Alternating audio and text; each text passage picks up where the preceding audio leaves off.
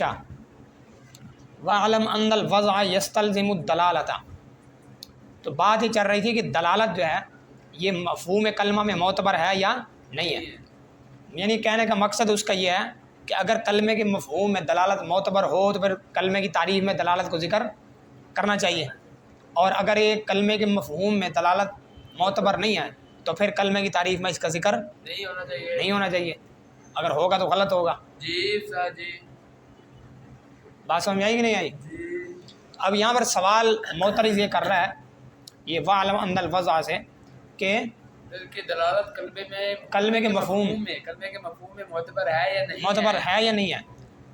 اگر دلالت معتبر ہے، اگر دلالت معتبر ہے مفہوم کلمہ میں تو مصنف کی تعریف ناقص ہے.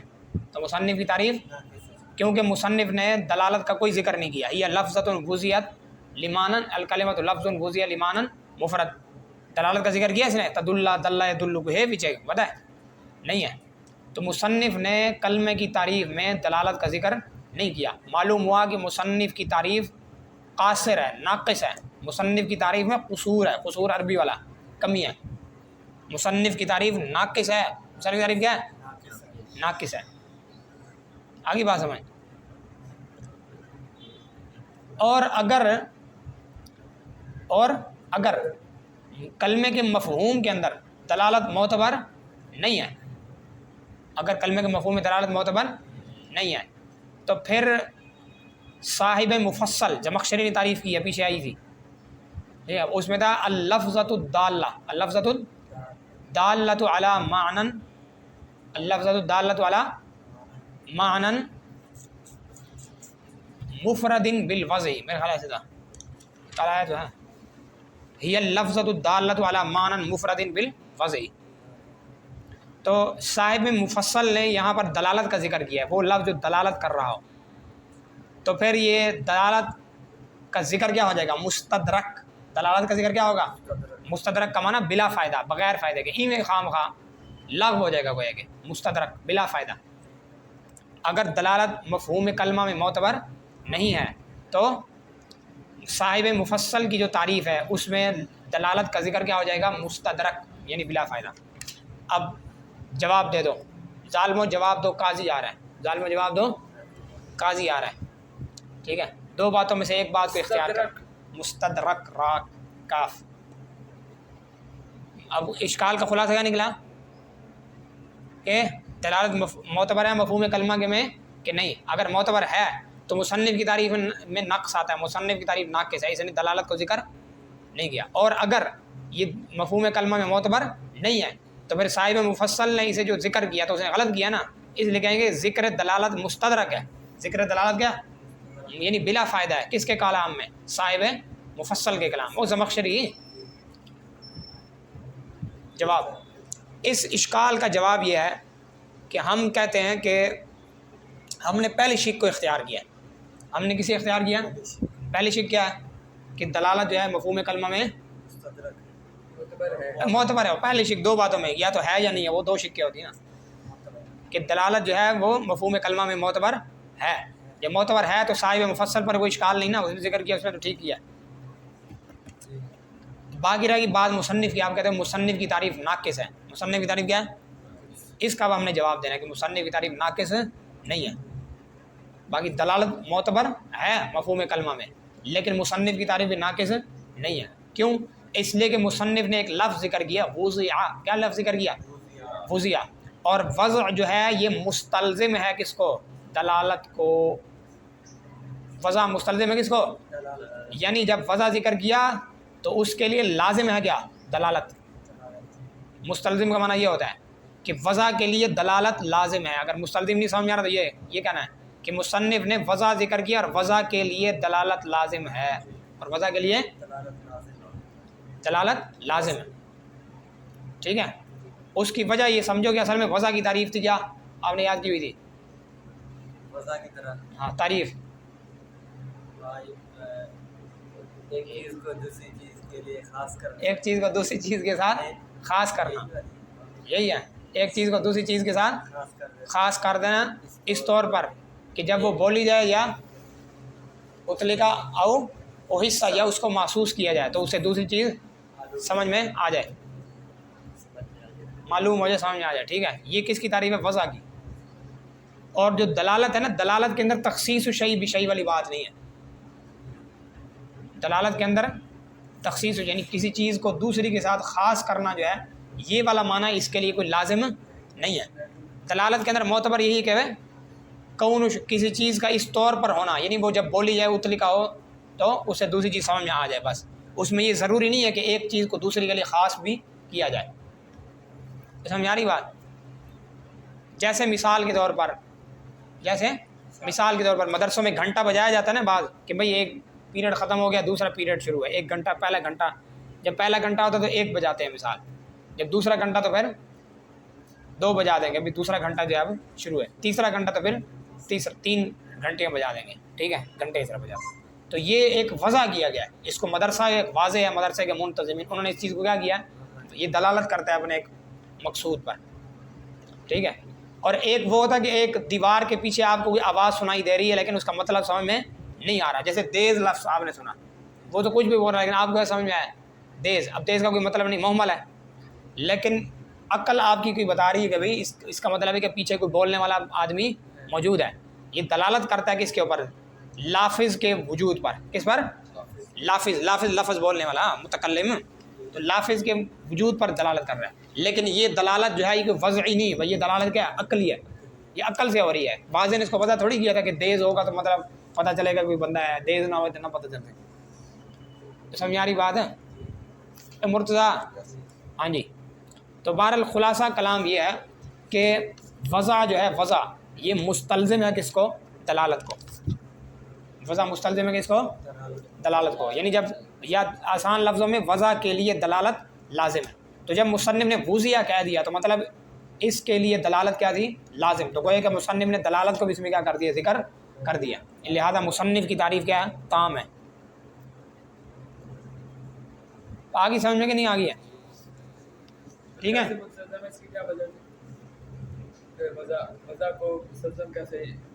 وضع دلالت کو کیسے مستلزم ہے؟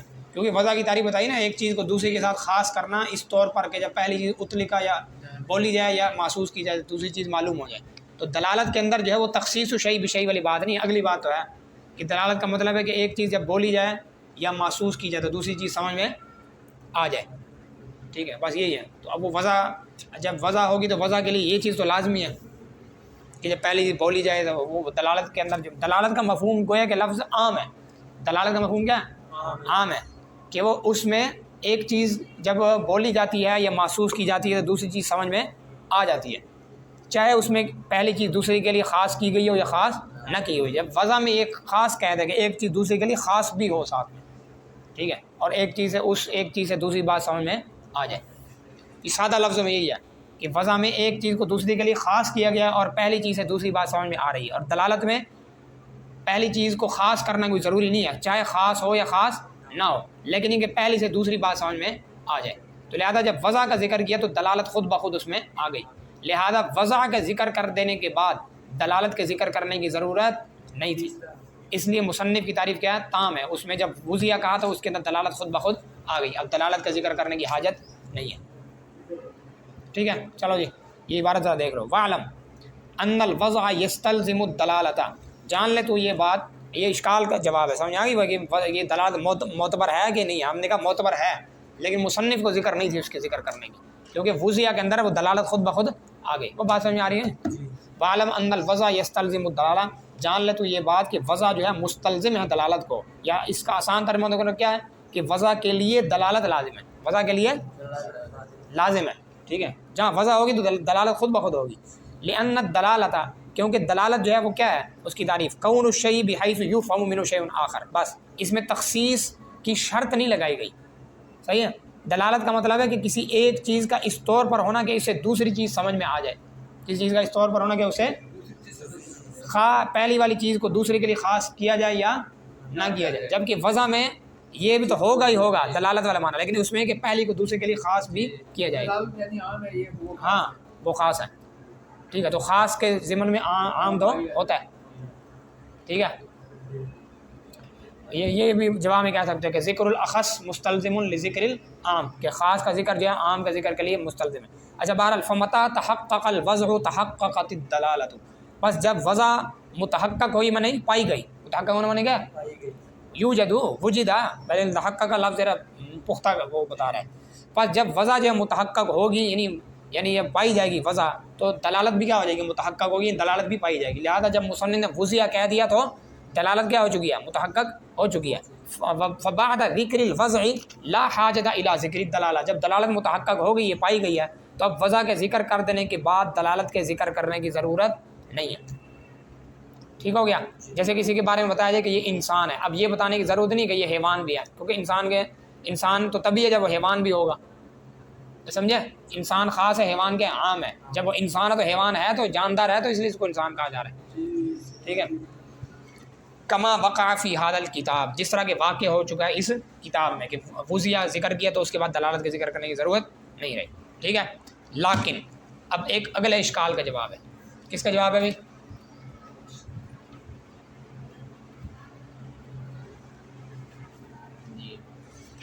اشکال یہاں پر یہ ہے کہ جیسے وضع مستلزم ہے کس کو؟ دلالت کو، اسی طرح دلالت بھی مستلزم ہے کس کو؟ وضع کو۔ سوال ہے معترض کا، اشکال کیا ہے؟ جیسے وضع مستلزم ہے کس کو؟ دلالت، اسی طرح دلالت بھی مستلزم ہے کس کو؟ وضع کو، یعنی جب دلالت کو ذکر کر دیا تو وضع کا ذکر کرنے کی ضرورت نہیں رہتی۔ تو اب یہ صاحب مفصل پر اعتراض ہوگا، تو صاحب مفصل نے تعریف کی ہے ہی اللفظۃ الدالۃ علی معنی مفرد بالوضع۔ ٹھیک ہو گیا؟ جب اس نے دلالت کو ذکر کر دیا کہ وہ ایسا لفظ ہے جو دلالت کرنے والا ہے معنی مفرد پر، تو دلالت کا جب ذکر کر دیا تو وضع کیا ہو چکی ہے؟ متحقق ہو چکی ہے، تو بالوضع کہنے کی کیا ضرورت تھی؟ بالوضع کہنے کی کیا ضرورت؟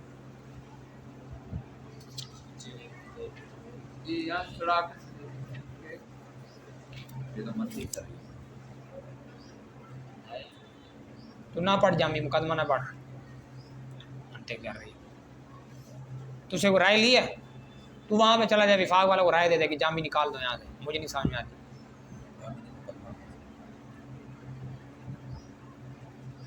ایسے ہی خام خواہ اللہ تو بندہ، یا تو نہ پڑھ بس سو جا کے، کیوں سبق میں آ رہا پھر؟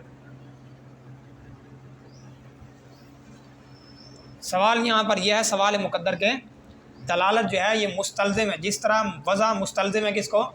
دلالت کو، جس طرح وضع مستلزم ہے کس کو؟ دلالت کو، اسی طرح دلالت مستلزم ہے کس کو؟ وضع کو۔ تو جب صاحب مفصل نے کہا کہ اس کی تعریف میں، کلمے کی تعریف میں کہ ہی اللفظۃ الدالہ، یہ لفظۃ الدالہ، تو جب دلالت کا ذکر کر دیا تو وضع کا ذکر بھی ہو گیا نا، خود لازم ہے اس کے لیے، تو بالوضع کہنے کی ضرورت نہیں تھی، تو پھر اس نے بالوضع کی قید کیوں لگائی؟ صاحب مفصل نے بالوضع کی قید، بات سمجھ آ رہی ہے؟ جواب اس کو نہیں سمجھ میں آ رہی، یہ پہلے نے ذہن بنا کے بیٹھا کہ میں نے نہیں سمجھنا، ہاں تو پھر یہ کیوں اعتراض کر رہا دو؟ منطق چلتی بھی ہے، ڈیڈ پلیڈ ہے کیا؟ ہاں مصنف کی مرضی، جامی کی مرضی، جو مرضی بیان کرے، منطق فلسفہ، قلم اس کے ہاتھ میں تھا، آپ کے ہاتھ میں کیا؟ پھر اس کی کتاب پڑھائی جا رہی ہے اللہ جامی کی، آپ کی کون سی کتاب ہے جو پڑھائی جا رہی ہے؟ سمجھے؟ اچھا ہی اللفظۃ الدالۃ علی معنی مفرد بالوضع، سمجھ آ رہی بات؟ تو یہ اشکال ہو گیا۔ اب جواب اس کا آسان ہے، کیا؟ اب خود جواب دو اس کا۔ عام ہے، دلالت عام ہے، تو دلالت عام ہے، عام کے ذکر سے خاص کا، عام کا ذکر خاص کو مستلزم نہیں ہوتا۔ حیوان کا نام لیا جائے کہ یہ حیوان ہے، یہ چیز حیوان ہے، تو لازمی تو نہیں کہ وہ انسان بھی ہو سکتا ہے وہ گھوڑا ہو۔ ٹھیک ہے؟ کوئی آدمی کہ جی میرے پاس حیوان ہے، میرے پاس کیا ہے؟ یعنی جاندار چیز ہے، اب جاندار چیز میں گھوڑا بھی ہو سکتا ہے، انسان بھی ہو سکتا ہے، اب لازمی تو نہیں کہ وہ انسان، وہ خاص وہ انسان ہی ہوگا، ہو سکتا ہے وہ گھوڑا ہو، تو اس لیے عام کا ذکر خاص کے ذکر کو مستلزم نہیں ہوتا۔ لہذا یہ جو اس نے کہا نا معترض نے کہ دلالت مستلزم ہے وضع کو، یہ غلط کہا ہے اس نے۔ ہم کہتے ہیں دلالت مستلزم نہیں ہے وضع کو، دلالت کے لیے وضع لازم نہیں ہے۔ کیوں؟ اس لیے کہ ہو سکتا ہے کہ دلالت وضع کے ساتھ ہو، اور ہو سکتا ہے دلالت عقل کے ساتھ ہو سکتا ہے دلالت طبع کے ساتھ ہو۔ دلالت کی 3 قسمیں ہیں نا، دلالت وضعیہ، دلالت عقلیہ، دلالت طبعیہ۔ ٹھیک ہے؟ تو اس لیے دلالت کا اللفظۃ الدالہ جب کہہ دیا کہ وہ لفظ دلالت کرنے والا ہو، تو دلالت 3 طرح سے ہو سکتی ہے، دلالت بالوضع، دلالت اور دلالت بالطبع اور دلالت بالعقل۔ ٹھیک ہے. تو دلالت کا ذکر جو ہے وضع کو مستلزم نہیں ہے. دلالت جو ہے کا ذکر جو ہے وضع کو مستلزم نہیں ہے. ممکن ہے کہ دلالت کس کے ساتھ ہو جائے؟ عقل کے ساتھ. ممکن ہے کہ طبع کے ساتھ. عقل کی مثال کیا ہے؟ جیسے لفظ دیز سنا، دیوار کے پیچھے کوئی بندہ کھڑا ہے مثال، تو آپ کو دیوار کے پیچھے سے آواز آئی کیا؟ دیز. کیا آپ کو ویسے علم نہیں ہے کہ وہاں کوئی بندہ کھڑا ہے. مثال یہ ہے کہ آپ نے دیوار کے پیچھے سے کوئی آواز سنی دیز کی، تو آپ کو فوراً ذہن میں آ جائے گا کہ پیچھے کوئی چور ہے یا کوئی بندہ ہے بلندہ کھڑا ہے. سمجھے کہ لافظ موجود ہے. کیا موجود ہے؟ لافظ. تو یہ دلالت عقلی ہے. دلالت کیا؟ عقلی. اسی طرح دلالت طبع کے ساتھ ہوتی ہے. مثال کے طور پر کوئی آدمی کیا کہے، یہ میں پڑھ رہا تھا، یہ اوہا اوہا ہے، پتہ نہیں شاید اوہا، یہ شد کے ساتھ، یہ اس نے لکھا تھا، مارا مفندی نے کل اسی کو پڑھا، یہ آہا آہا یا اوہا. مزید دیکھ لوں گا اس کو ذرا. اوہ سے ہم نے پڑھا ہے. کیا پڑھا ہے؟ اوہ اوہ. ہمیں استاد جی نے ایک دم منطق میں ایک دفعہ پڑھایا تھا وہاں پہ. تو بہرحال یہ اوہا اوہا یا اوہ اوہ جو بھی ہے، یہ دلالت کرتا ہے کہ اس پر سینے کے درد پر، سینے کے. تو یہ کھانسنے کے لیے اور لفظ ہوگا. تو بہرحال یہ جو بھی خاص کیفیت ہے جو معلوم ہو رہا ہے کہ اس بندے کو سینے میں درد ہے، یہ اس کی جو کیفیت ہے، جو اس کی کنڈیشن ہے وہ سیریس ہے. اس کی کنڈیشن کیا ہے؟ عام کھانسی تو اور ہوتی ہے نا. ٹھیک ہے. تو بہرحال یہ جو ہوگی جو خاص آواز ہے، یہ سینے کے درد پر کیا کر رہی ہے؟ دلالت کر رہی ہے. تو یہ دلالت تو ہے، لیکن دلالت بالطبع ہے، نہ کہ بالوضع. اس لیے بالوضع کی قید لگانی پڑی، بالوضع کی قید لگانی پڑی تاکہ دلالت بالطبع بھی نکل جائے، دلالت بالعقل بھی نکل جائے. خلاصہ جواب کیا نکلا بھائی؟ کہ دلالت مستلزم نہیں ہے کس کو؟ وضع کو. کیونکہ دلالت وضع کے ساتھ بھی ہوتی ہے اور عقل کے ساتھ بھی ہوتی ہے اور طبع کے ساتھ بھی ہوتی ہے. تو باقی دونوں کو نکالنے کے لیے بالوضع کیا نا ضروری تھا. ٹھیک ہے چلو. یہ کیڑی منطق کا نام رہتا ہے 100 کی گالی خام خواہ لیکن دلالت لا تستلزم الوضع. اب اشکال تھا نا، اس کا جواب دے رہے ہیں. ٹھیک ہے کہ بالوضع کیا آنے کی کیا ضرورت ہے کہ دلالت مستلزم ہے وضع کو. مترجم نے کہا تھا، ہم نے کہا کہ مستلزم نہیں ہے. لیکن دلالت جو ہے مستلزم نہیں وضع کو، یا سادہ لفظوں میں دلالت کے لیے وضع لازم نہیں. دلالت کے لیے لازم نہیں. دلالت طبع سے بھی ہو سکتی ہے، عقل سے بھی ہو سکتی ہے. لامکانی بوجہ ممکن ہونے، بوجہ اس بات کے کہ ان تکون بالعقل، کہ دلالت کس کے ساتھ ہو؟ عقل کے ساتھ ہو. کا دلالت لفظ دیز، جس طرح کہ لفظ دیز کا دلالت کرنا، المسموعی جو کہ سنا جا رہا ہو، من وراء الجدار دیوار کے پیچھے سے. یہ دلالت اس کی کرنا کس کے اوپر؟ علی وجود اللافظی بولنے والے کے موجود ہونے پر، بولنے والے کے پیچھے بھی بولنے والا موجود ہے. یہ دلالت بالعقل ہے نہ کہ بالوضع. وان تکون بالطبع، اور بوجہ ممکن ہونا اس بات کے کہ دلالت کس کے ساتھ ہو؟ طبیعت کے ساتھ ہو. ٹھیک ہے. کا دلالتی اوحا اوحا، کا دلالتی علی وجع الصدر، علی جیم پر زبر ہے، وجع نہیں وجع، علی وجع الصدر. جیسے اوحا اوحا کا دلالت کرنا سینے کے درد پر، سینے کے درد پر. ٹھیک ہے. تو اس لیے دلالت کے بعد لفظ وضع کی قید لگانا کیا تھا؟ ضروری تھا. کیا نکل جائے؟ بالطبع. دلالت بالطبع نکل جائے، دلالت بالعقل. فبعد ذکر الدلالۃ لا بد من ذکر الوضع کما فی المفصل. لہذا دلالت کے ذکر کر دینے کے بعد وضع کا ذکر کرنا ضروری تھا، جس طرح کہ کس میں ہے؟ مفصل زمخشری کی کتاب میں انہوں نے بالوضع کہا ہے. وہی الکلمۃ اسم وفعل وحرف ای منقسمۃ الی هذه الاقسام الثلاثۃ ومنحصرۃ فیہا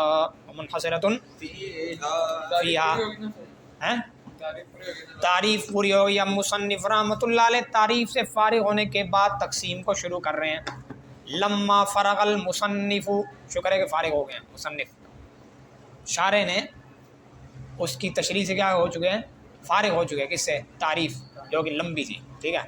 تو بہرحال جب مصنف رحمۃ اللہ علیہ فارغ ہو گئے کلمے کی تعریف سے، اب مصنف شروع کر رہے ہیں کلمے کی تقسیم، کلمے کی تقسیم. اور مناسبت یہ ہے کہ ہمارے استاد صاحب نے فرمایا، استاد جی زادہ صاحب، شیخ محمد زادہ، شیخ محمد زادہ، شیخ محمد زادہ سے بنا ہوگا نا، زادہ اللہ تعالیٰ ان کو اضافہ کرے، ترقی دے ان کو علم و عمل میں. اچھا، شیخ محمد زادہ مدظلم، انہوں نے ارشاد فرمایا کہ مناسبت اس کی ماں قبل کے ساتھ یہ تھے، ربط تو نہیں تھے مناسبت کتاب، ربط اس کی ہے کہ یہ کلمے کی تقسیم جو ہے نا، یہ ایک حکم ہے. کسی بھی چیز کی جو تقسیم ہوتی ہے وہ اس پر کیا ہوتا ہے؟ حکم من احکام بھی، وہ اس چیز کے احکام میں سے ایک حکم ہوتا ہے. اب حکم لگا رہے کہ اس کی اتنی قسمیں ہیں، تو آپ نے اس چیز پر کیا لگایا؟ حکم. اور حکم انسان تب لگاتا ہے جب وہ اس چیز کو جانتا ہو، ٹھیک ہے. تو اس لیے پہلے کیا کی جاتی ہے؟ تعریف، تاکہ معلوم ہو کہ یہ چیز ہے کیا، ورنہ تو مجہول چیز پر حکم لگانا لازم آئے گا. حکم علی المجہول، حکم علی المجہول، حکم علی اور حکم علی المجہول جو ہے درست نہیں ہے. اس لیے پہلے اس چیز کی کیا کی جاتی ہے؟ تعریف.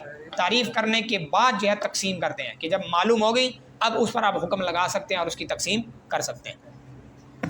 ٹھیک ہے، اب اس کی تقسیم کر رہے ہیں وہی اور وہ یعنی کلمہ. یہاں پر اشکال جواب ہیں مثال کے طور پر، لیکن میں آپ کو ذکر نہیں کرتا کہ مثال کے ہیا یہ ضمیر راجع ہے جی کلمے کی طرف، اور کلمہ تو ایک لفظ ہے. کلمہ تو کیا ہے؟ لفظ ہے. اور لفظ کلمہ جو ہے وہ تو اسم فعل. لفظ کلمہ جو آپ دیکھو تو یہ تو اسم نہیں ہے. الکلمہ الف لام نہیں داخل اس پر، تو پھر آپ اسم کی تقسیم کر رہے ہو اسم فعل اور حرف کی طرف. یہ تو تقسیم الشیء الی نفسی و الی غیرہ ہے. نہیں سمجھو؟ وہ کہتے ہیں کہ یہ ضمیر لوٹائی تم نے کس کی طرف؟ الکلمہ. تو الکلمہ یہ اسم نہیں ہے کیا؟ سمجھے؟ تو اگر یہ ضمیر لفظ کی طرف راجع تو اس میں یہ اعتراض ہے کہ لفظ کلمہ تو اسم ہے، تو آپ نے گویا کہ اسم کی تقسیم کر دی اسم کی طرف جو کہ تقسیم الشیء الی نفسی ہے، اور فعل اور حرف کی طرف کر دی جو کہ تقسیم الشیء الی غیرہ ہے. یہ درست نہیں ہے. ٹھیک ہے. اور اگر آپ لوٹاؤ معنی کلمہ کی طرف، کس کی طرف؟ کلمے کے معنی کی طرف، تو پھر اس میں اعتراض یہ ہوتا ہے کہ وہ پیچھے مذکور نہیں ہے. کلمے کا معنی پیچھے مذکور نہیں ہے. کلمے کا لفظ تو مذکور ہے لیکن اس کا معنی مذکور نہیں ہے. بات سمجھ آ رہی؟ یا بلکہ نہیں، اس میں یہ ہے کلمے کے مفہوم کے ضمیر لوٹاؤ تو مفہوم کا لفظ مذکر ہے اور ہیہ کا لفظ کیا ہے؟ مؤنث ہے. یہ اعتراض ہے پھر. ٹھیک ہے. تو اس کا جواب دیتے ہیں کہ ہم نے کہا جی ہیہ جو ہے یہ راجع تو کلمے کے لفظ کی طرف ہے، لیکن یہ جو تقسیم ہو رہی ہے وہ بے اعتبار اس کے مفہوم کے ہو رہی ہے. ٹھیک ہے. بہرحال بھائی یہ لمبے طرف میں تھا لیکن میں نے کہا آپ کو نہ پتا بھائی نہیں بس ضرور نہیں. بھائی یہ کلمہ تو یہ لکھا جو نہیں ہوا یہاں پہ، میں کہتا جو اعتراض لکھے ہیں وہی پڑھو. بھائی یہ ریکارڈ ہو رہا ہے، میں نے کہا چلو اگر کسی کو شوق ہو تو چلو اشارہ کر دیا وہ یاد کر سکتا ہے. بھائی یہ الکلمۃ اسم و فعل و حرف ای منقسمۃ الی هذه الاقسام الثلاثه ای منقسمۃ اشارۃ الی جواب الاشکال. اشارۃ الی جواب یہ اشکال کے جواب کی طرف اشارہ ہو رہا ہے. صراحتاً تو ہم نہیں کہہ سکتے ہیں کیونکہ یہاں واضح طور پر تو کوئی چیز لکھی ہوئی نہیں ہے. زیادہ سے یہ کہہ سکتے ہیں کہ اشارہ ہے جواب اشکال مقدر کی طرف. اشکال مقدر یہاں پر اب یہ ہوتا ہے کہ یہ چیز بڑی ضروری ہے. تو میں کافی میں پڑھاتا تھا، ویسے بعض چیزیں ضروری تھی مختصر وہ ہم پڑھا دیتے تھے کافی میں. تھوڑے معمولی اعتراضات ان میں سے یہ بھی تھا. اس کے حاشیے میں بات لکھی ہوئی ہے. اعتراض سمجھو. اعتراض اب یہاں پر یہ ہے کہ مصنف نے فرمایا کہ کلمہ اسم فعل اور حرف ہے. کلمہ جو ہے اسم و فعل و حرف. نہیں منقسمۃ تو آگے مشارے کی عبارت ہے. یہ اسم و فعل و حرف، یہ مصنف کی عبارت پر اعتراض ہو رہا ہے. ای منقسمہ یہ تو کہے کہ اشکال مقدر کے جواب کا اشارہ ہے. اشکال مقدر کے جواب کی طرف کیا کر رہا ہے؟ اشارہ کر رہا ہے. اب بات سمجھ آ رہی ہے؟ ہاں.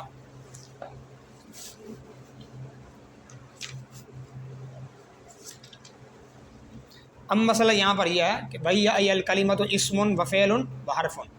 اعتراض یہاں پر یہ ہوتا ہے کہ مصنف نے کہا کہ کلمہ اسم و فعل و حرف. الکلمۃ اسم یعنی وہی ہے اسم و فعل و حرف. تو معلوم ہو رہا ہے کہ یہاں پر واو آ رہی نا، واو حرف عطف ہے اور یہ کس کے لیے آتا ہے؟ جمع کے لیے. واو حرف عطف ہے تو یہ کس کے لیے آتا ہے؟ جمع کے لیے. تو معلوم ہوا کہ کلمہ اسم فعل اور حرف کا مجموعہ ہے. کلمہ کیا ہے؟ تینوں کا مجموعہ ہے. اسم فعل حرف کٹھے ہوں گے تو سب پھر کلمہ، جیسے اذهب بزید، اذهب فعل با حرف زید اسم، یہ تینوں اکٹھے ہو گئے اذهب بزید کلمہ ہے. اذهب کلمہ نہیں اکیلا، با اکیلا کلمہ نہیں، زید اکیلا کلمہ نہیں. حالانکہ یہ غلط نہیں، اذهب الگ کلمہ ہے، با الگ ہے اور زید الگ ہے. ایسے ہے کہ نہیں ہے؟ تو پھر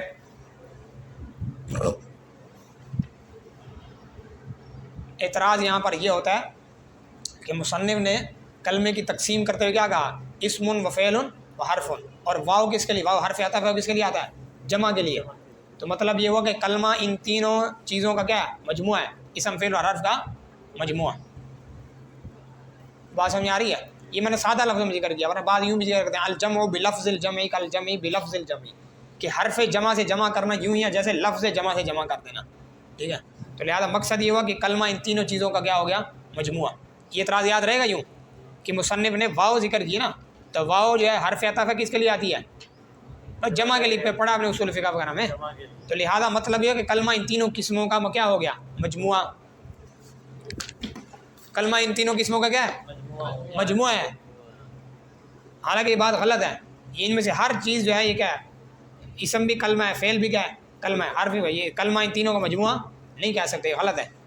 جی استاد جی. کیونکہ اس کا مطلب تو پھر یہ ہوگا کہ اذهب میں اذهب یہ کلمہ نہ ہو. اعتراض ہم ہے. جواب. اب جواب سے پہلے آپ ایک تمہید کو سمجھو گے. جواب سے پہلے کیا سمجھو گے؟ تمہید. تمہید نمبر 1 2 باتیں سمجھو. تمہید میں 2 باتیں ہیں. نمبر 1 پہلی بات تو یہ سمجھو، ایک ہوتا ہے تقدیم الربط علی، یہ بھائی غور سے بات سنو، یہ بڑی اہم بات ہے. ایک ہوتا ہے تقدیم الربط علی العطف، ایک ہوتا ہے تقدیم العطف علی الربط. ایک کیا ہوتا ہے؟ علی الربط. 2 لفظ ہیں، عطف اور ربط. ایک ہے تقدیم العطف علی الربط، رابط ربط یربط. ایک ہوتا ہے تقدیم الربط علی العطف. یعنی ایک تو یہ ہے کہ اگر یہ نہ یاد رہے تو اردو میں کہہ دو. ایک یہ کہ ربط کو عطف پر مقدم کرنا، دوسرا ہے کہ عطف کو ربط پر مقدم کرنا. ربط اردو میں جیسے آپ اس کو ہے سے ظاہر کرتے ہیں، فارسی میں است سے. کہ مثال آپ کہتے ہیں نا کلمہ اسم فعل اور حرف ہے، یہ ہے جو نا یہ ربط کو ظاہر کر رہا ہے. ٹھیک ہے. تو ایک طریقہ تو یہ ہوتا ہے کہ ربط کو عطف پر مقدم کریں. ربط کو مثال یوں کریں، یعنی کلمہ اسم ہے، کلمہ یہ ہے، ربط پہلے کر دیا اور واو حرف عطف بعد میں. اور کلمہ فعل ہے، یہ ربط پہلے ہے اور عطف بعد میں. وہ حرف اور کلمہ حرف ہے. یہ تو کیا ہے جی؟ تقدیم الربط علی العطف، کہ ہے کا لفظ آپ نے حرف عطف سے پہلے لگا دینا. ٹھیک ہو گیا. دوسرا چیز ہوتی ہے وہ کیا ہوتی ہے؟ تقدیم العطف علی الربط، کہ پہلے اکٹھا کرو سب کو، آخر میں ہے لگاؤ. پہلے عطف اس کے بعد ربط. کہ کلمہ اسم فعل اور حرف ہے، کلمہ اسم فعل اور حرف ہے، مطلب تینوں کا مجموعہ ہے. پھر یہ مطلب بنے گا. دونوں چیزوں میں فرق سمجھ میں آ رہا ہے آپ کو؟ نہیں آ رہا ہے؟ ایک ہے ابھی سمجھے. تو پہلی والی چیز تمہید کے اندر پہلی کیا چیز کیا تھی؟ یا تو عطف پر ربط پر مقدم کرنا، یا پھر کہ یہاں پر 2 چیزیں ہیں، ایک ربط کو عطف پر مقدم کرنا، دوسرا کیا ہے؟ ربط پر مقدم کرنا. ٹھیک ہے. اب دونوں کی میں نے مثال دے دی کہ جیسے یہاں پر اسی مثال میں فٹ کر لو کہ اگر ربط کو عطف پر مقدم کریں گے تو ترجمہ کیا ہوگا؟ کہ اور وہ یعنی کلمہ اسم اور فعل اور حرف، اسم فعل اور حرف ہے کہاں لگایا تو نے؟ فعل اور حرف ہے. ہاں یہ کیا کیا تو نے؟ کس کو کس پر مقدم کیا؟ عطف کو مقدم کیا ربط پر، یعنی تینوں کو اکٹھا کر دیا، ہے آخر میں لگایا. اور ربط کو عطف پر مقدم کرتے پھر کیا بولیں گے؟ کلمہ اسم ہے اور فعل ہے اور حرف ہے. غلام مرزا کوئی بیدار ہو جائے، کیا کر رہا ہے تو؟ اچھا تمہید. اب تمہید کے اندر دوسری چیز، یہ پہلی بات ہوگی، اب دوسری بات. اب کیا جی؟ دوسری بات یہ ہے کہ ایک ہوتی ہے تقسیم الکل الی الاجزاء اور ایک ہوتا ہے تقسیم الکلی الی الجزیات. ایک ہوتی کل کی تقسیم اس کے اجزاء کی طرف، اور دوسری نمبر پر کیا ہوتی ہے؟ ایک کیا ہوتی ہے؟ کلی کی تقسیم اس کی جزیات کی طرف.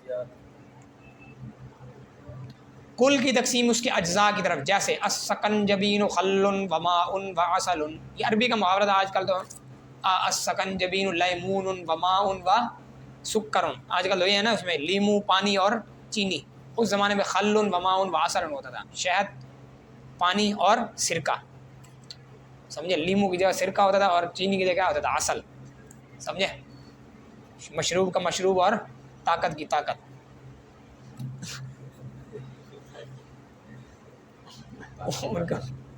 سمجھے؟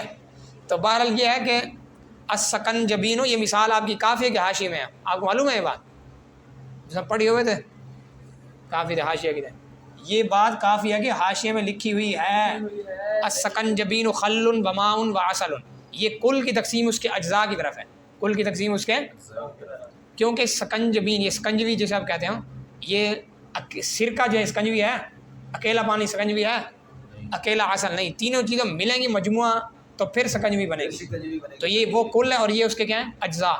اور جیسے مثال کے طور پر زید کی اجزاء کے ہیں ہاتھ پاؤں، تو آپ کو زید یدانی ورجلانی وغیرہ وغیرہ، کہ زید 2 ہاتھ 2 پاؤں فلاں فلاں، ان سب کا مجموعہ ہے. تو ٹھیک ہے، تو یہ زید کل ہے اور باقی اس کے کیا اجزاء ہیں. لیکن یہ ذرا مثال آسان ہے، السکنجبین خل وماء وعسل. تو یہ تقسیم الکل الی الاجزاء. ایک ہوتی ہے تقسیم الکلی الی الجزیات، کلی کی تقسیم اس کی جزیات کی طرف. جیسے یہ کلمہ ہے، کلمہ جو ہے یہ کلی ہے. کلمہ کیا ہے؟ کلی ہے. یہ صادق آتا ہے زید پر بھی، صادق آتا ہے ضربہ کے اوپر بھی، یہ صادق آتا ہے من الا وغیرہ کے اوپر بھی، اسم فعل حرف تینوں پر صادق آتا نہیں آتا، ٹھیک ہے. تو یہ لہٰذا یہ کیا ہوا کلی، یہ نہیں کہ ان سب کا مجموعہ مل کے تو پھر وہ کیا بنے گا کلمہ بنے گا. اگر مل کر وہ کوئی چیز بنے تو وہ کل اور جز والی قبیل ہے، ٹھیک ہے.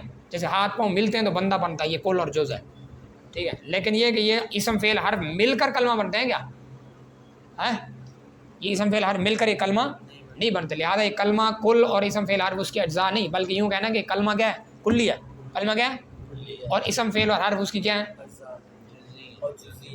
کلی کے بعد جزیات ہوتی ہیں. جزیات بھی کہتے ہیں افراد بھی کہتے ہیں، جزیات بھی کہتے ہیں اور یہ مترادف ہے آپس میں، ٹھیک ہو گیا. تو یہ تقسیم الکلی للجزیات جیسے کہ یہاں پر ہے کہ کلمہ کلی ہے اور اس کی جزیات کیا ہیں اسم فعل اور حرف، یہ کلی کی تقسیم ہو رہی ہے جزیات کی طرف.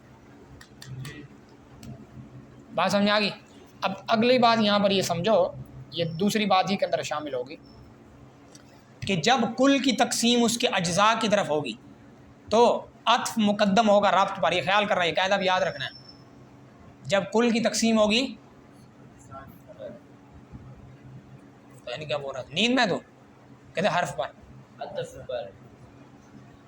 جب کل کی تقسیم ہوگی عطف پر، یہ کہنا ہے جب کل کی تقسیم ہوگی اس کے اجزاء پر نہیں کی طرف، جب کل کی تقسیم ہوگی تو پھر کیا ہوگا عطف مقدم ہوگا کس پر ربط پر.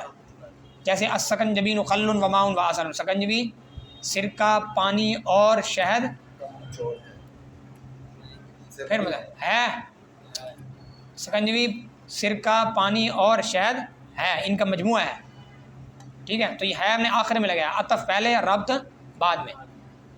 تو جب کل کی تقسیم اجزاء کی طرف ہوگی تو پھر عطف مقدم ہوگا کس پر ربط پر، اور جب کلی کی تقسیم ہوگی کس کی طرف اس کی جزیات کی طرف، کلی کی تقسیم ہوگی اس کی تو پھر اس کے برعکس پھر کیا ہوگا ربط مقدم ہوگا کس پر، جیسے یہاں پر ہے بھائی یہ اسم و فعل و حرف، یہ کلی کی تقسیم اس کی جزیات کی طرف ہے تو پہلے کیا ہوگا ربط.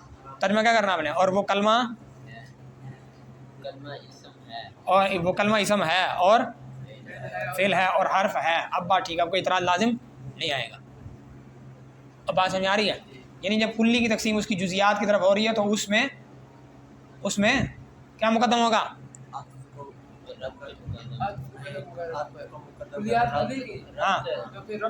ہاں ٹھیک ہے. اب یہ ہم نے جواب، یہ تمہید تھی اور اس کے ساتھ ہی ہم نے جواب دے دیا، ٹھیک ہے. تمہید کی دوسری بات صرف یہ قاعدہ بتا دینا آپ نے کیا کہ کل کی تقسیم اجزاء کی طرف ہو تو عطف مقدم ہوتا ہے ربط پر، اور کلی کی تقسیم جزیات کی طرف ہو تو پھر ربط مقدم ہوتا ہے عطف پر. یہ قاعدہ ذکر کر کے اس کے بعد جواب آپ نے اشکال کا شروع کر دینا. یہاں سے آپ نے کہنا کہ یہ کلمہ کی تقسیم جو اسم فعل حرف کی طرف ہے یہ کس قبیل سے ہے، کل کی اجزاء کی طرف تقسیم کے اعتبار سے اس کی قبیل سے نہیں ہے، بلکہ کس قبیل سے ہے کلی کی اس کی جزیات کی طرف تقسیم کے قبیل سے ہے. لہذا یہاں پر کیا مقدم ہوگا ربط، کیا مقدم ہوگا ربط مقدم ہوگا عطف پر. لہذا ترجمہ ہوگا وہ کلمہ اسم ہے اور فعل ہے اور حرف ہے. آپ کا اعتراض اب لازم نہیں آ رہا جو آپ کر دیں تینوں چیزوں کو مجموعہ ہے، سمجھے. اب جم بس ہو گیا، یہی جواب ہے. اب یہ کہ کلی کی تقسیم کی جائے گی کلی بتائیں. تو بتا، تو اسے کو گھور کے دیکھ رہا ہے، تو نے بتایا اس کو پہلے کیا، تو اسے گھور کے دیکھ رہا ہے، بتایا اس کو. یہ ہے کہ ہم نے جو تقسیم کی ہے یہ کلمے کی جو یہ تقسیم کی ہے یہ کلی کی جزئی کی طرف ہو رہی ہے، جزی کی طرف، جزیات جزیات کی طرف، کلی کی تقسیم جزیات کی طرف ہو رہی ہے. ہاں، تو اس لیے یہاں پر ربط پہلے ہوگا اور عطف بعد میں ہوگا. ہاں، تو لہٰذا مطلب ہوگا کہ کلمہ اسم ہے اور فعل ہے اور حرف ہے. اب وہ اعتراض لازم نہیں آ رہا جو آپ نے کیا تھا. ہاں جی، پانی لے کر تو آیا تھا یہ بندہ. چل جا پیا، میں سبق نہیں روکوں گا. لیکن ایک ہی دفعہ پانی لے آ کر مر گیا، بار بار تو پانی اس کے لیے جاتے رہتے ہو، کیا کرتے ہو تم لوگ.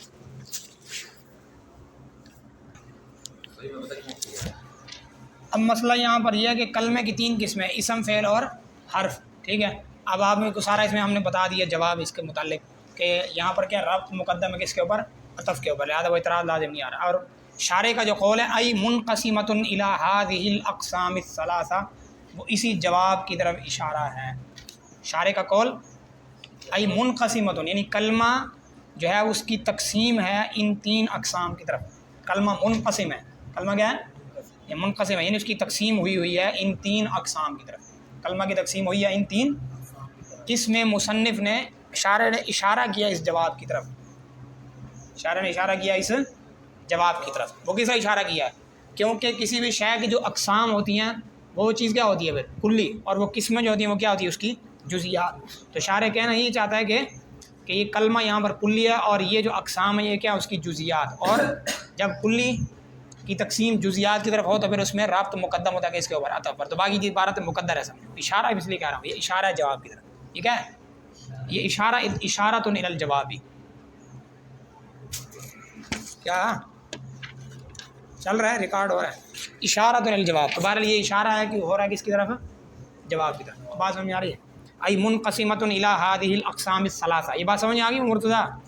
ہاں کہ یہ کلمہ جو ہے منقسم ہے ان 3 اقسام کی طرف. ٹھیک. ومنحصرۃ فیہا. یہ 2 اشکالوں کے جواب ہیں. منحصرۃ فیہا کتنے اشکالوں کے جواب ہیں؟ 2. پہلا اشکال یہ مصنف پر ہو رہا ہے. اصل میں مصنف نے کہا لأنہا، آگے دیکھو مصنف کی عبارت جو آگے آ رہی ہے اس پر اشکال ہے. لأنہا اما ان تدل علی معنی فی نفسہا. مصنف کہتا ہے کہ کلمے کی 3 قسمیں، اسم فعل اور حرف. کیونکہ کلمہ یا تو وہ دلالت کرے گا معنی مستقل پر یا معنی مستقل پر دلالت. اگر معنی مستقل پر دلالت نہ کرے تو وہ کیا ہوتا ہے؟ حرف. اور معنی مستقل پر دلالت کرے تو یا تو وہ کسی زمانے سے ملا ہوا ہے یا نہیں ملا ہوا. زمانے سے ملا تو وہ فعل ہے، نہیں ملا تو وہ اس میں معنی مستقل کی بات ہو رہی ہے.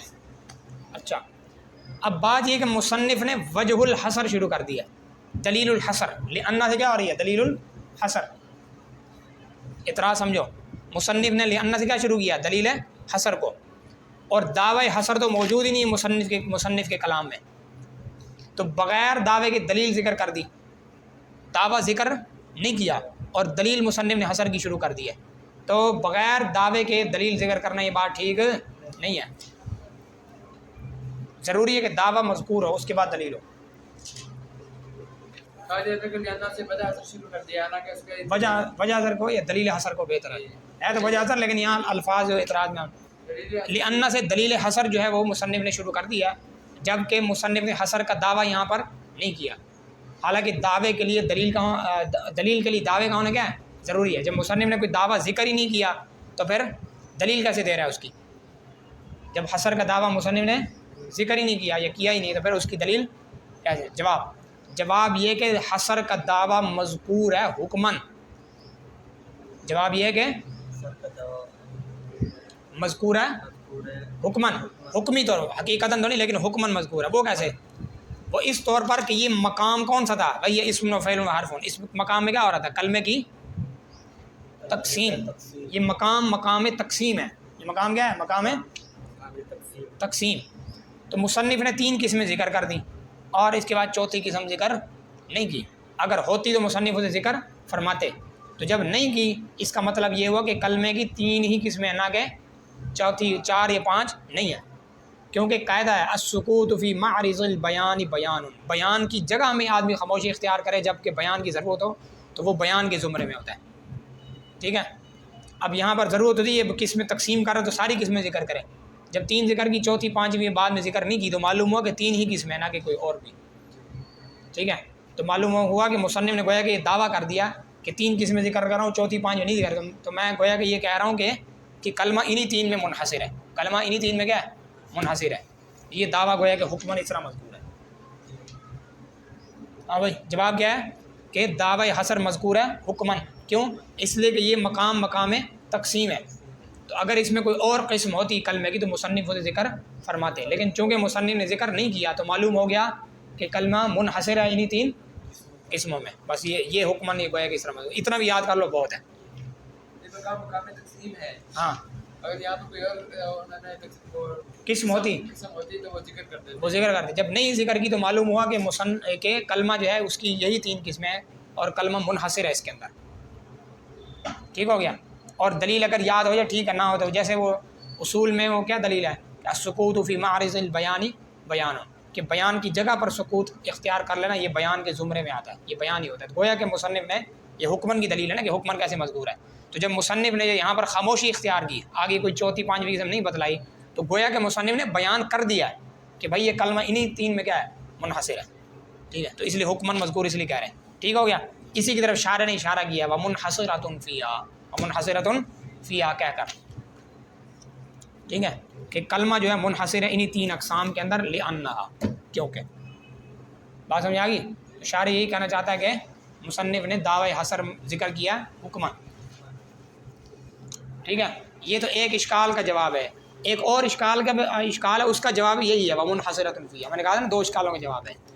دوسرا اشکال یہاں پر یہ ہوتا ہے کہ لِأَنَّ لام حرف جر ہے، لام حرف جر، تو لام حرف جر کسی نہ کسی کی چیز کیا ہوگا، متعلق ہوگا، ٹھیک ہے، اور وہ پیچھے کوئی متعلق کوئی چیز مذکور ہی نہیں ہے، تو کائن کوئی اس میں مشتق ہو، کوئی فعل ہو، پیچھے کوئی چیز مذکور نہیں ہے، ٹھیک ہے، تو منحصرتن جو ہے یہاں پر نکال دیا، تو مطلب شارح یہ کہنا چاہتا ہے کہ منحصرتن یہ مقدر ہے، تو لہٰذا لأن اس کے کیا ہو جائے گا، متعلق ہو جائے گا۔ بعض حضرات ان حسرت نکال دیں، کیا نکال دیں، ان حسرت، یعنی کلمہ منحصر ہو گیا ان تین قسموں میں، لأن سوال یہ تھا کہ لأن لام حرف جر ہے تو یہ کسی نہ کسی چیز کے متعلق ہوگا، متعلق تو مذکور ہی نہیں ہے، تو جواب جو ہے وہ شارح نے دے دیا منحصر ہے، نہیں گویا کہ یہ چیز کیا تھی، مذکور تھی حکمہ، تو منحصرت ان کے متعلق ہو جائے گا، ٹھیک ہے، چلو۔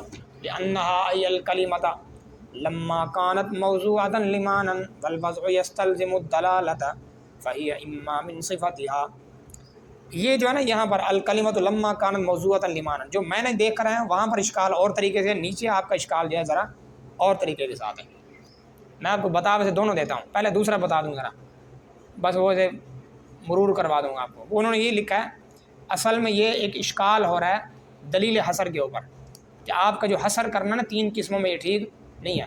آپ نے شروع میں کہا کہ کلمہ جو ہے دلیل حصر میں کیا رہے کہ کلمہ یا تو دلالت کرے گا معنی مستقل پر، یا معنی مستقل پر دلالت نہیں کرے گا، تو حصر میں تو یوں بھی ہو سکتا ہے نا کہ کلمہ یا دلالت کرے گا معنی پر یا دلالت نہیں کرے گا، جب دلالت کرے گا معنی پر تو پھر وہ معنی مستقل ہو گیا یا غیر مستقل، یعنی ممکن ہے کہ کلمہ اصلاً دلالت نہ کرے کسی چیز پر، تو یہ والی شک تم نے چھوڑ دیا، دلیل حصر جو ہے تمہاری یہ درست نہیں ہے، کیونکہ تمہیں اس میں کہنا چاہیے کہ کلمہ یا تو دلالت کرے گا کسی معنی پر یا کسی بھی معنی پر دلالت اکائی دلالت نہیں کرے گا، تو یہ تم نے شک چھوڑی ہوئی ہے دلالت نہ کرنے والی، تو ٹھیک ہے، تو بھائی یہ اعتراض تھا ایک طرح کی بعض لوگوں نے کیا ہے، یہ جواب ہے، یہ تو جامع میں جواب ہوتے ہیں، اعتراض تو کم ہی ذکر ہے۔ اعتراض ہے نا کہ آپ کی دلیل حصر جو ہے مکمل نہیں ہے، آپ نے کہا کہ یا تو وہ معنی مستقل پر دلالت کرے گا یا معنی مستقل پر، تو یہ کیوں نہیں کہا کہ وہ دلالت کرے گا، ہو سکتا ہے وہ دلالت کرے معنی پر، ہو سکتا ہے کہ معنی پر دلالت ہی نہ کرے، یہ آپ نے کیوں چھوڑ دیا شیخ؟ جواب اس کا جواب یہ ہے کہ کلمے کی تعریف میں آپ نے وضعیہ پڑھا تھا یا نہیں پڑھا تھا؟ تو کلمے کی تعریف میں وضع معتبر ہے نا، وضع جو ہے یہ کلمے کی تعریف میں کیا ہے، معتبر ہے، اور وضع جب کیا ہوگی، وضع کے لیے دلالت جو ہے وہ لازم ہے، وضع مستلزم ہے کس کو، دلالت کو، تو مطلب یہ کہ جب وضع کلمے کے مفہوم میں شامل ہوگی دلالت بھی اس کے مفہوم میں کیا ہوگی، شامل، لہذا یہ ممکن ہی نہیں ہے کہ کلمہ دلالت نہ کرے، کلمے کے مفہوم میں جب داخل ہے کہ وہ وضعیہ ہو، مطلب وہ دلالت کرتا ہو، اس لیے وہ والی شک جو ہے وہ باطل ہے، اس لیے ہم نے اس کا ذکر ہی نہیں کیا، سمجھے، یہ ایسے آپ کے حاشیے میں یہ تقریر کی گئی ہے اعتراض جواب کی۔ بہرحال جو جہاں میری کاپی میں لکھا ہے دوسری کتاب میں وہ تقریر کرنے لگا ہوں، وہ تقریر یہاں پر یہ ہے کہ بھائی بات یہ ہے کہ دلیل حصر کی بنا جو ہے وہ کس کے اوپر ہو رہی ہے، دلالت کے اوپر، کہ کلمہ دلالت کرے گا یا دلالت نہیں کرے گا، یہ دلیل حصر کی جو بنا ہے، دلیل حصر مبنی ہے دلالت پر، یوں کہتا ہوں دلیل حصر کی بنا دلالت پر ہے، یا دلیل حصر مبنی ہے کس کے اوپر، دلالت کے اوپر، جبکہ دلالت جو ہے وہ کلمے کی تعریف میں معتبر ہی نہیں ہے، یا اس میں معتبر مذکور ہی نہیں ہے، جبکہ دلالت جو ہے وہ کلمے کی تعریف میں مذکور ہی نہیں ہے، تو جواب یہاں پر دے رہے ہیں کہ بھائی وہاں وضعیہ کا لفظ ہے اور وضع جو ہے مستلزم ہے دلالت کو، لہٰذا دلالت گویا کہ وہاں پر کیا ہے، مذکور ہے اور معتبر ہے گویا کہ وہ تعریف میں، ٹھیک ہے، اور یہ اس طریقے سے بھی اعتراض کرتے ہیں، تو سوال کیا ہو گیا تھا کہ یہ دلیل حسر مبنی ہے کس کے اوپر؟ دلالت کے اوپر، جبکہ دلالت جو ہے وہ تعریف کلمہ میں معتبر نہیں کہا تو یہ مذکور نہیں ہے، ٹھیک ہے؟ تو اس کا جواب یہ دے رہے ہیں کہ اس میں وضع تو لکھا ہوا ہے نا، تو وضع جو ہے مستلزم ہے کس کو؟ دلالت کو، لہٰذا دلالت معتبر بھی ہے اور مذکور بھی ہے اس میں، لہٰذا اس پر دلیل حسر کو بنا کرنا اس کی کیا ہے؟ ٹھیک ہے، سمجھ آ رہی؟ لأنها أي لأن الکلمۃ، کیونکہ وہ یعنی کلمہ جو ہے لما کانت موضوعۃ لمانا، کیونکہ وہ کلمہ جب کہ وہ موضوع ہے، جب نہیں چونکہ یہ معنی چونکہ کا دیتا ہے جیسے اردو میں، ٹھیک ہے؟ کیونکہ وہ کلمہ جو ہے چونکہ موضوع ہے کس کے لیے؟ معنی کے لیے، ٹھیک ہے بھائی نا، وضع لمانا، والوضع یستلزم الدلالہ، اور وضع جو ہے یہ مستلزم ہے کس کو؟ دلالت کو، اور وضع جو ہے مستلزم ہے کس کو؟ دلالت کو، تو اس وجہ سے فہیہ اما، یا تو وہ دلالت کرے گا ایک معنی مستقل پر، یہ معنی مستقل پر دلالت نہیں کرے گا۔ ویسے نیچے والے جو اعتراض لکھے نا، وہ جو تقریر کی ہے وہ بڑی شاندار ہے ویسے، کہ بھی آپ کی جو دلیل حسر تھی وہ یہ درست نہیں ہے، کیونکہ آپ نے اس میں ایک شک کو چھوڑا ہوا ہے، وہ کون سی؟ کہ کلمہ ہو سکتا ہے کہ اصلاً ہی دلالت نہ کرے، یا تو کہنا جی وہ دلالت کرے گا یا دلالت نہیں کرے گا، یا یوں کہتے ہو کہ دلالت کرے گا کسی معنی پر یا بالکل دلالت نہیں کرے گا، ٹھیک ہے؟ تو آپ نے اس شک کو کیوں چھوڑا؟ تو جواب اس کا یہی ہے کہ بھائی کلمے کے مفہوم میں شامل ہے کیا؟ اس کا موضوع ہونا، اس کا کیا ہونا؟ موضوع ہونا، اور موضوع ہونا کے لیے لازم ہے کہ وہ دلالت کرے، لہٰذا دلالت نہ کرنا تو یہ باطل ہے نا، یہ ہو ہی نہیں سکتا، پھر وہ کلمہ نہیں رہے گا، ٹھیک ہے؟ وہ تو محمل ہے، پھر وہ کلمہ تو نہیں، ٹھیک ہے؟ سب یاری بات ہے، وہ بھی بڑا بہت جاندار قسم کی بات ہے۔ بہرحال کہتے ہیں کہ کلمہ چونکہ موضوع ہے معنی کے لیے، اور وضع جو ہے مستلزم ہے کس کو؟ دلالت ہو، تو گویا کہ دلالت اس تعریف میں مذکور ہو گئی، لہٰذا اس کے اوپر تعریف اس کو دلیل حسر کی بنا کرنا کیا ہے؟ ٹھیک ہے، صحیح ہو گیا، سمجھ آ گئی بات؟ اب آگے چلو، فہی اما من صفات، یہ درمیان میں چیزیں مقدر مانتے ہیں، کوئی نہ کوئی رولا ہوتا ہے ایسا، سمجھے؟ فہی اما من صفات، جواب اشکال مقدر،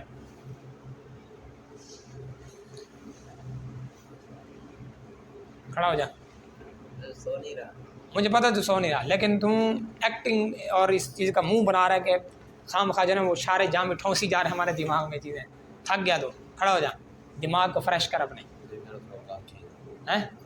کیوں؟ میں نہیں کھینچوں گا تیرا کام نہ،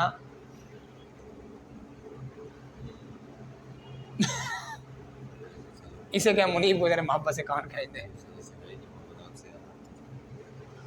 اچھا تم بھی کھڑا ہو جا تھوڑی دیر کے لیے، تو نہیں کھڑا ہونا ہے کہ تو صحیح ہے، تو ہٹ ہے، لگا لو 2-4 بیٹھ کے۔ اچھا جی، اب یہاں سے جو ہے یہ لأنہا من صفتہا، لأنہا من صفتہا، مجھے پتہ لگ جاتا ہے، یہ کریں نا میں صاف کریں نہیں میں کہ یہ ان تھک کے کھڑے سمجھے، لأنہا من صفتہا، لأنہا من صفتہا، ابھی گھنٹہ پورا نہیں ہوا جامی کا، یہ پورا گھنٹہ ہوتا ہے جامی کا، ہاں سارے ہلا رہے تھے۔ اچھا من صفتہا یہ جواب ہے اشکال مقدر کا، جواب ہے کس کا؟ یہ آسان ہے، یہ اشکال کیا ہے؟ آسان ہے۔ اشکال یہاں پر یہ ہوتا ہے کہ فہیہ، اصل میں اشکال یوں کرو، لأنہا اما ان تدل، وہ جو کہ مصنف کی عبارت پر اشکال ہو رہا ہے نا، اس لیے مصنف کی عبارت کو پکڑو، متن کی عبارت کیا ہے؟ لأنہا اما ان تدل، ترکیبی لحاظ سے دیکھو جی، انا حرف مشبہ بالفعل، ہا ضمیر راجع کس کی طرف؟ کلمے کی طرف، ہا ضمیر راجع کس کی طرف؟ اور یہ اس کا کیا بن گیا؟ انا کا اسم، ٹھیک ہے؟ اما تو حرف ہے، ان تدل، ان یہ ان تدل، ان حرف، ان کیا ہے؟ حرف ناصبہ مصدری، ہاں تدل فعل، فعل اپنے سارے جملے وغیرہ بن کر بتاویل مفرد، بتاویل مصدر، بلکہ بتاویل مصدر کی تعویل میں مفرد، بس بتاویل مصدر ہو کر، بتاویل مصدر ہو کر ان کی خبر، ٹھیک ہے؟ اور وہ مصدر کیا ہوتا ہے؟ دلالت، دلہ دلو کا مصدر کیا ہے؟ تو گویا کہ تقدیری عبارت یہ ہے، گویا کہ تقدیری عبارت لأنہا اما دلالتہا، لأنہا اما دلالتہا، تدلہ کی ضمیر ہی راجع نا، مؤنث کی، سے دلالتہا ہم نکال رہے ہیں، نہ کہ دلالتہو۔ بھائی طرح سمجھو اللہ کے بندو، مصنف کی عبارت میں انا حرف مشبہ بالفعل ہے، ہا ضمیر اس کا اسم ہے جو راجع ہے کس کی طرف؟ کلمے کی طرف، جو راجع ہے، اور اما تو حرف ہو گیا، ان تدلہ، یہ تدلہ فعل جو ہے اپنے فائل وغیرہ یہ سارا جملہ ہو کر یہ بتاویل مصدر ہو کر ان کی کیا بنے گا؟ خبر، ٹھیک ہے؟ اچھا اب اشکال کی تقریر، یہ تو آسان ہے یہاں تک، اصل اشکال آ رہا ہے وہ پتہ چلے گا۔ اشکال یہاں پر یہ ہے کہ ایک تو ہوتا ہے ذات کا حمل کرنا ذات کے اوپر، یہ ٹھیک ہے، ذات کا حمل کرنا کس کے اوپر؟ جیسے آپ کہو جی زید ابن، زید پیو ہے، زید باپ ہے، تو زید ذات ہے، ابن بھی کیا ہے؟ ذات ہے۔ زید والد ہے، زید ابن، زید باپ ہے۔ ذات کا حمل کس پر ہو رہا ہے؟ ذات کے اوپر۔ ایک ہوتا ہے ذات مال وصف، ذات اس کا حمل کرنا کس کے اوپر؟ ذات پر، جیسے زید قائم، زید کھڑا ہے، یہ بھی ٹھیک ہے، زید ذات ہے، ذات محض ہے، قائم ذات تو ہے کھڑا ہونے والا شخص، لیکن مال وصف، اس میں وصف بھی ہے کہ صفت قیام بھی ہو، آدمی ہو لیکن کھڑا ہونے والا، صفت قیام، ٹھیک ہے۔ تو قائم یہ کیا ہے؟ ذات مال وصف، یعنی اسم فاعل اسم مفعول یہ ذات مال وصف ہوتے ہیں، ذات مال وصف ہوتے ہیں، اس کا حمل کر دینا ذات کے اوپر، یہ بھی کیا ہے؟ درست ہے، ٹھیک ہے۔ لیکن ایک تیسری چیز ہے، وہ کیا کہ وصف محض خالص، وصف خالص کا حمل کر دینا کس کے اوپر؟ ذات کے اوپر، یہ ناجائز ہے۔ جیسے زید عدل، جیسے زید عدل ہے، زید عدل ہے کہ عدل کرنا ہے، عدل منی عدل کرنا مصدر ہے، زید عدل کرنا ہے، زید عدل کرنا ہے، عدل کرنے والا ہے، والا ہے، عدل کرنا تھوڑی ہے۔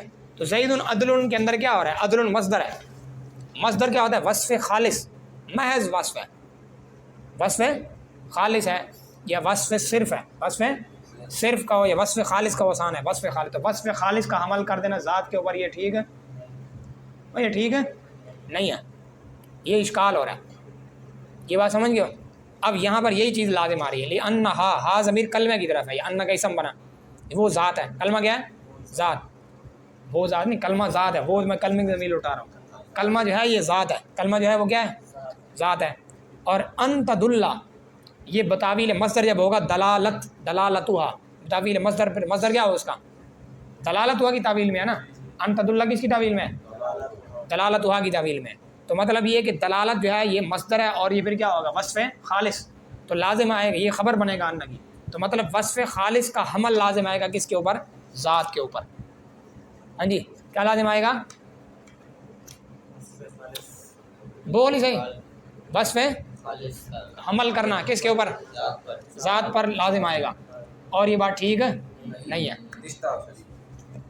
اعتراض دوبارہ سن لو، بات مختصر اگر اعتراض کرنا ہے تو اس کی تقریر یہ ہوگی کہ آپ یہ کہیں گے کہ وصف خالص کا حمل کرنا، بس مختصر اشکال یہی بنا کہ وصف خالص کا حمل کرنا ذات کے اوپر ناجائز ہے، وصف خالص کا حمل کرنا ذات کے اوپر، لیکن یہ ویسے اگر تقریر کے ساتھ کرے، ایک ہوتا ہے ذات کا حمل ہونا ذات پر، اور ایک ہوتا ہے ذات مال کا حمل ہونا، ذات مال وصف، ذات مال وصف کا ہونا، حمل ہونا ذات پر، اور ایک تیسری چیز ہے جو آپ ہاں کریں، ذات پر وصف خالص کا عمل کرنا ناجائز ہے۔